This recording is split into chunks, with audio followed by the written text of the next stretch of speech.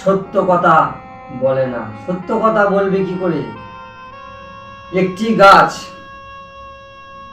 ছোট থেকে জল না ঢেলে যখন মরে যাচ্ছে গাছটা, তখন যদি জল ঢালতে যায় সে কি বাঁচবে? মরে গেলে গিয়ে জল ঢাললে বাঁচবে না, কারণ বেঁচে আছে তখন জল ঢালো। তাই একটি ছোট শিশু যখন কথা বলতে শিখছে, তখন তাকে কে ভগবান শিব, কে ভগবান রাম, কে ভগবান বিষ্ণু, কে ভগবান ব্রহ্মা সব স্মরণ করাতে হবে, তবেই সে জানতে পারবে আমাদের সনাতন ধর্মকে।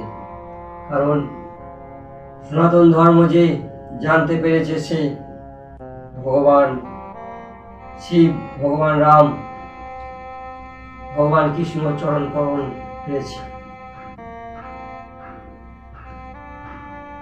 আমি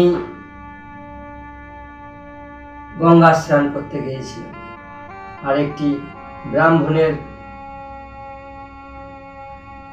স্ত্রীকে দেখেছি। ব্রাহ্মণ স্বর্গ লাভ করেছেন, লাভ করুক, স্বর্গে বাস করুক, কিন্তু তার স্ত্রী বেঁচে আছে। তাই তর্পণের দিনে গিয়েছিলেন, মানে পিতৃ শ্রাদ্ধের দিনে গঙ্গা স্নান করতে গিয়েছিলেন। মহালয়ার দিনে আমিও গিয়েছি, বেশ বাসে যাচ্ছি, বাসে গিয়েছি, এসেছি। আসার সময় আমি জিজ্ঞাসা করলাম যে আপনার কটি ছেলে? বলল 3টে ছেলে। কি করে? পূজা পাঠ করে। আপনি কার সঙ্গে খান? তিনি তখন বলল যে আমি আলাদা করে খাই। আমি তখন বললাম কেন? বলছে এখন কলিযুগের মেয়েরা